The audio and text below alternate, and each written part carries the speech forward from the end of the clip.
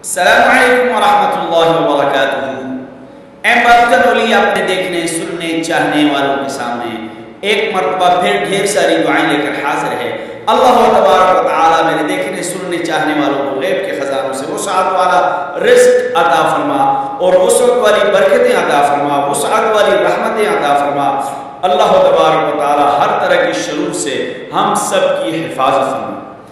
بابتنولی اپنے دیکھنے والوں کے لیے اسلامی و دینی جدید مسائل لے کر حاضر ہوتا ہے، قرآنی علاج لے کر حاضر ہوتا ہے، روحانی علاج لے کر حاضر ہوتا ہے۔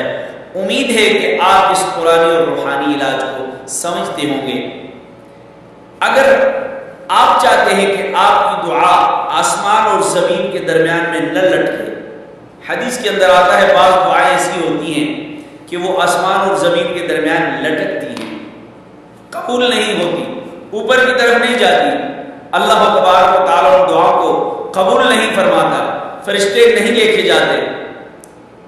اور ایک حدیث میں آتا ہے کہ وہ دو چیزوں کے درمیان، آسمان اور زمین کے درمیان معلق ہو جاتی ہے۔ اب سوال یہ پیدا ہوتا ہے وہ کون سی دعائیں ہیں؟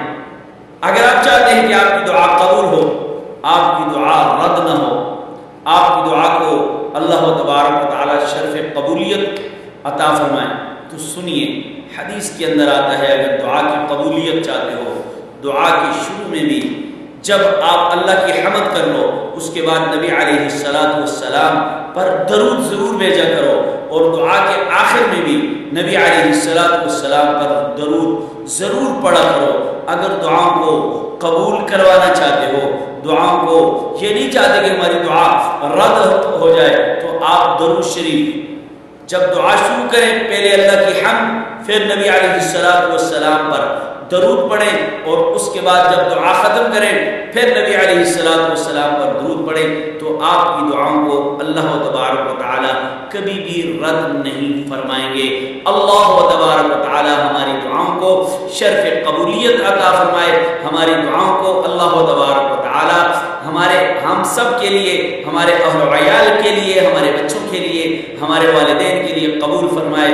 امید ہے کہ آپ کو ایم بابتنولی اسلامک اسٹوڈیو کی یہ ویڈیو اچھی لگی ہوئی ہوگی۔ اگر اچھی لگی ہے تو آپ سبسکرائب کیجئے، اگر سبسکرائب کر دیا ہے تو آپ کمنٹ کیجئے، اگر کمنٹ کر دیا ہے تو آپ لائک کیجئے، اگر لائک بھی کر دیا ہے تو آپ شیئر ضرور کیجئے، اور بیل آئیکن والے بٹن کو دبانا مت بھولیے۔